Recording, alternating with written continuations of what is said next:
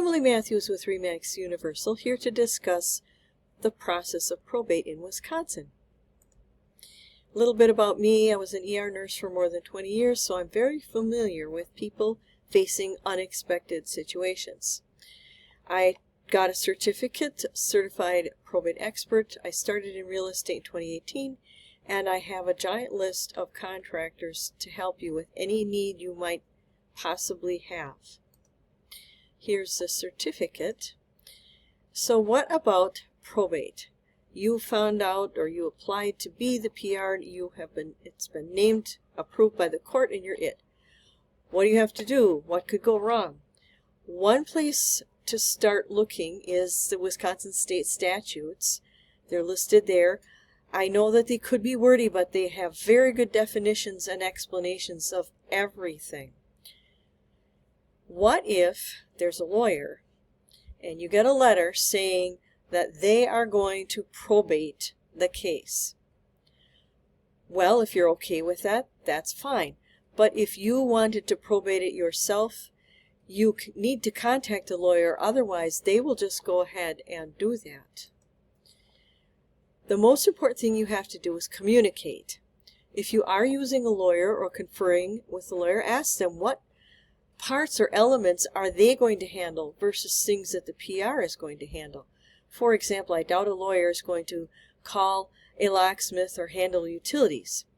The PR also has to send notices, keep to all deadlines, handle the utilities and recurring debts, notify Social Security, the VA, doctors, all these people, provide accounting to interested persons.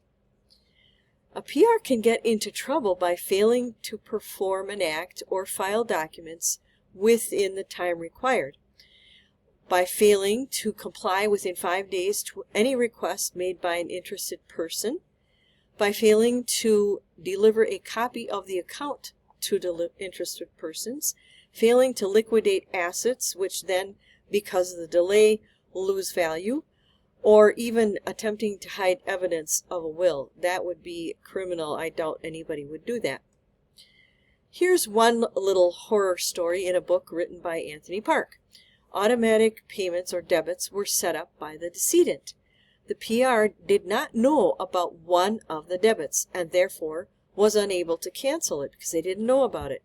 They did close the bank account, but the bank did not provide a letter stating that the account was closed, and the PR didn't know to ask.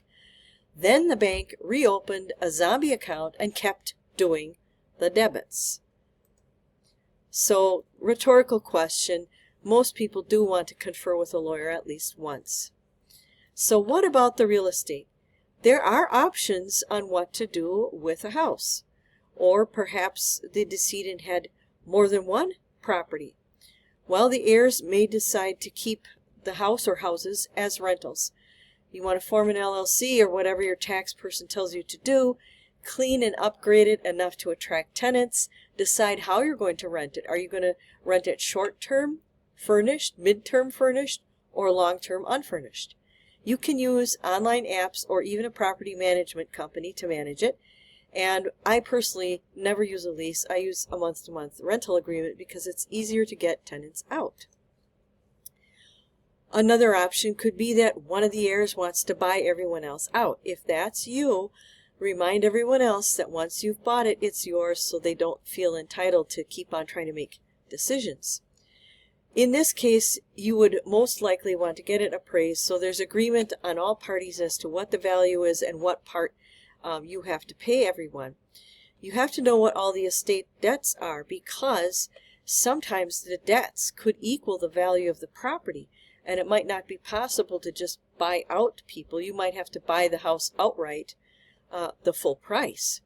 If you have no cash, you can qualify for a mortgage in that instance. Or, of course, another option is to sell the property. Then, if the decision is to sell it, how are you going to sell it? There are 4 different ways to sell a property. One is sell it to an investor. These are the postcard guys, fast cash sale, no realtors, but they pay 50 to 85% of market value.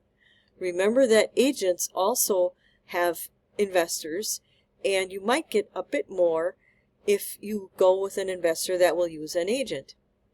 A second option is to try to sell at auction. I've never seen it successful, but it might happen successfully somewhere.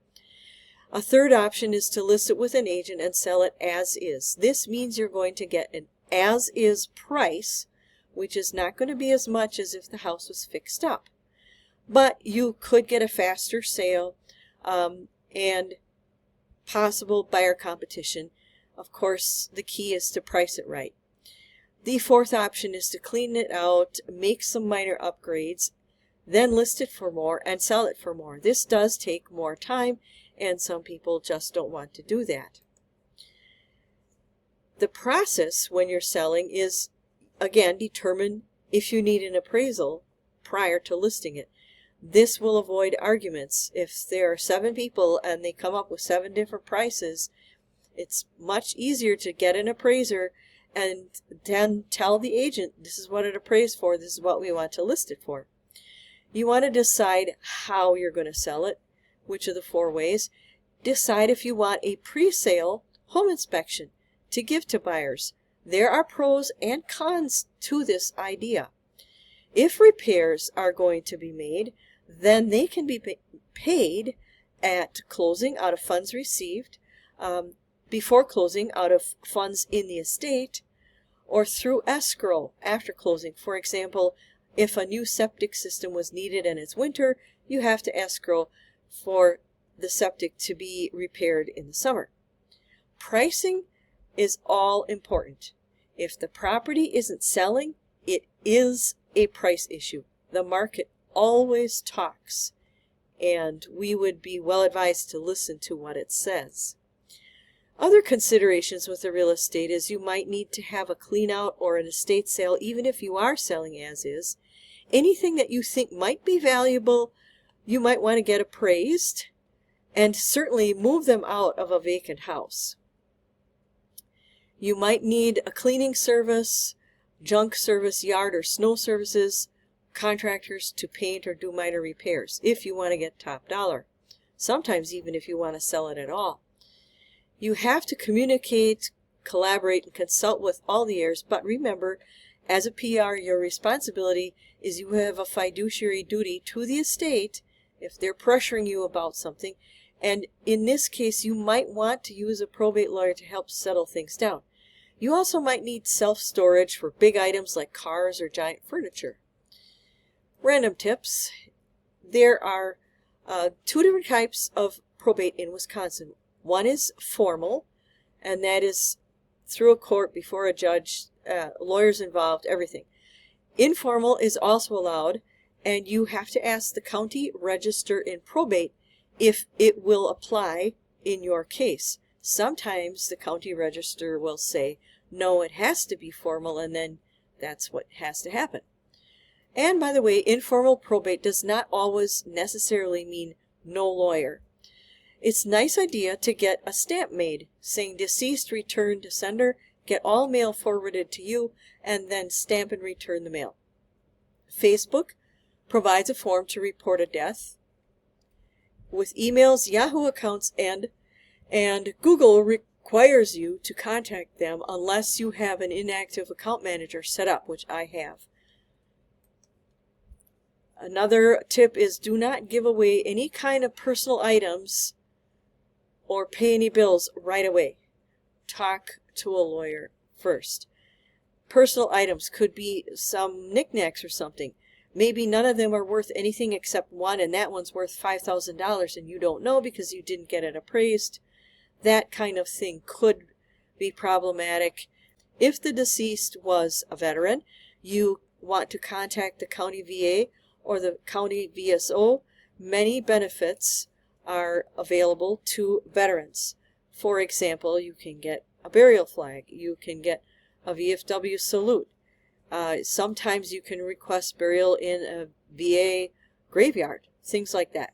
Some friction is almost inevitable in any kind of estate when there's a lot of people involved. And one final caution is insurance. Make sure that the insurance policy that is on the house has either a rider or is specifically for a vacant house, because insurance companies may not pay benefits in a vacant house if they didn't know that it was vacant. You want to change all locks and post a no trespassing sign, hopefully to discourage squatters. There are fraud types that can happen with vacant real estate. The first one is what I call the fake landlord. What that person does is take a listing photo, put it on a different site, advertise the houses for rent, gets some unsuspecting victim to pay them a security deposit, and then the fake landlord disappears. Or even worse, the fake landlord gives the victim access to the property. You don't want that to happen. Squatters could be another problem. That's why you want the no trespassing sign. I have seen records from time to time in CCAP where they were evicted. What happened was this was not a bad tenant. This was a person that was a professional squatter, because once somebody moves in, either into a vacant house or moves in with a legal tenant, the only way for the owner to get them out is to evict them. And that's why you might see a string of evictions, because they're professional squatters. Once the estate is settled, if there's money coming to you, what will you do with it? The majority of people just spend it, but you might want to consider some sort of investment, or use it for home repairs or upgrades on your own home. Use it for a down payment on a second home or investment property. End of life planning with a registered investment advisor. Or you could even consider lending it if it's a significant amount. Some people become hard money lenders, or they lend through joining a syndicate. There's a lot more to learn and know about probate. Once again, the state statutes are right there for you to read and get information from, and also ask a lawyer. Even if you do informal probate, conferring with a lawyer is at least once is a good idea. I'm here to help with all kinds of practical things. I have a whole team, and as I mentioned, insurance can change once vacant. The acknowledgement is the book that the horror story was taken from. I hope this was useful. Feel free to pass it on to anyone that you feel might benefit from it. Have a great day. And that's it for now. This is Emily Matthews, here to help you with all your real estate needs. Don't forget to subscribe. It's the little icon with my head on it. Have a wonderful day.